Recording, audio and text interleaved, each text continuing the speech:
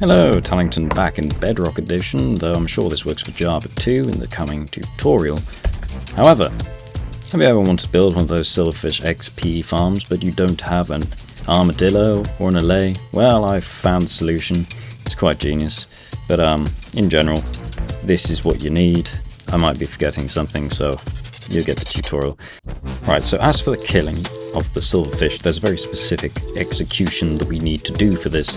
We need to make a hole, make sure... No, I don't like that. See, dripstone is placed in a different spot depending on where. You want a generally centralized one, because silverfish, like this one, that one's the best. I mean, you can place one anyway, it just means killing them slightly harder. Or you could just, you know, this part isn't necessary, I'm just building up to it. As you can see, we've got one dripstone here, and then a tube of glass. Make sure it's blocks which silverfish cannot infect, otherwise you'll find that your farm disappears. I did this the first time.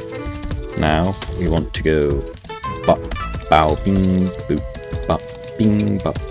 Not really. Now they can't get out. Alright, this is genius, okay. So that's the kill chamber down there. How far do they need to fall? I think it's like let's call it 4 blocks. And just to make sure it's 4 blocks, we're going to get a sign.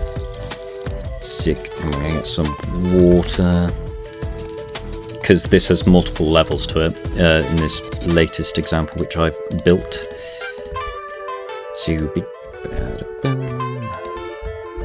I think that should be enough. Let's test it out.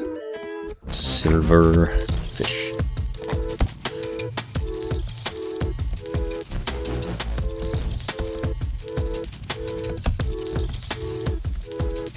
Okay, this is the right height. Just want to test that to confirm. So okay, so just to confirm, the right height is there's the dripstone. Then there's 1, 2, 3, 4 blocks to fall, 5 in total, but the 5th one's got a dripstone on it.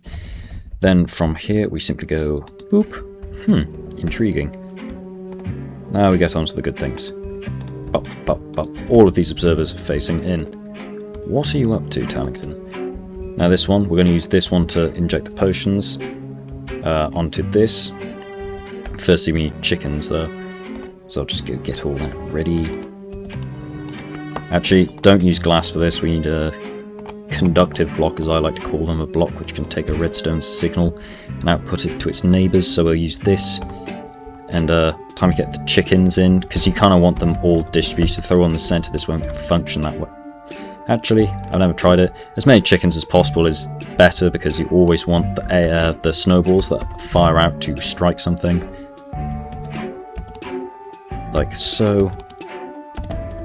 That should be fine, the general amount. Then place this here. Next we do the same thing again.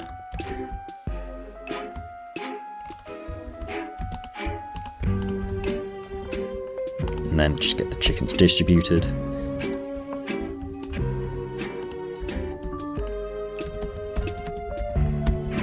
Now cover them up. You don't need to, but it's better. Just trust me, it is. Now, you want all hoppers leading into these. Doesn't really matter, I like to create a diamond shape though, so I've got to create this spiral pattern. Et voila. And on this, I'm going to want some glass coming out in any sort of general direction. Doesn't matter, just so long as you follow the pattern.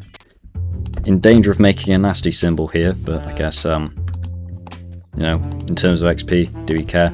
Not me. Okay, that's fine. Now we need a piston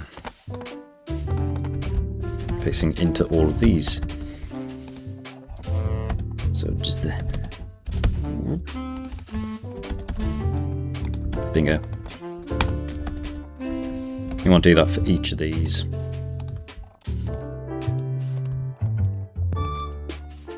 So now you should have this really cool pattern going on. Now, I probably should have checked this beforehand.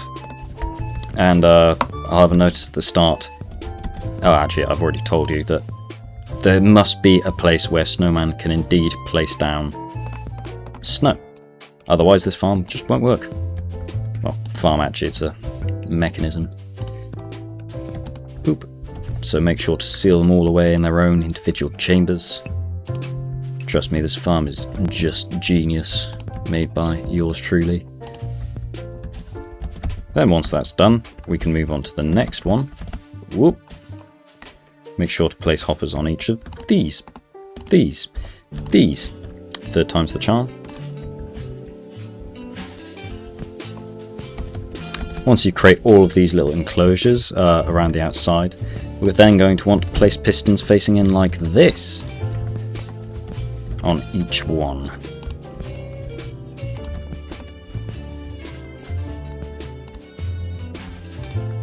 Now you've done that, also, mind you, if it rains, these snowmen will die, so make sure to cover each of their heads like so, to make sure that they don't die. There. And we'll do the same here, put in these guys.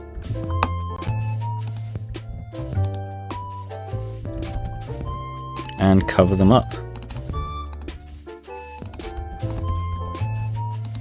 What do you reckon I call this? The Diamond XP farm, because it's like this big glass cage. Now that we've done all that, we're going to want to get our observers out and place them facing down like... oh no. Okay, we'll do that later. Now, a ring. Now a ring around the outside is a good one. Bing, bing, pop. Make sure to go in like so.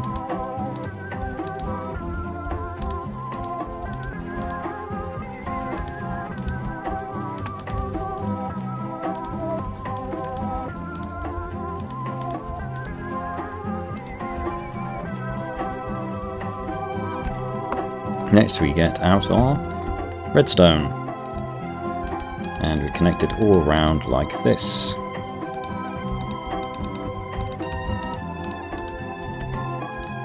I mean, you can connect it right around the whole circuit, though it's not necessary. This corner's technically not needed if you build the clock here, but then next what we want to do is place observers facing up into each of these pistons.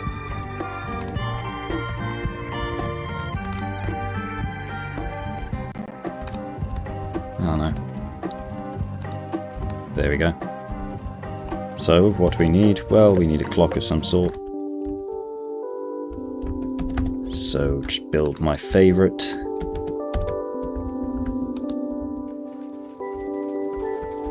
Oh, yeah, we have not built the place, the clock in the right place. There we go.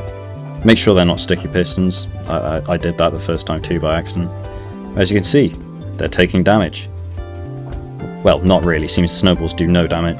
So how does this compare to an allay or armadillo version of this? Well, it's slightly different. It is slightly less efficient, but it still gives you enough to get max enchants on enchanting table, as we're about to see now.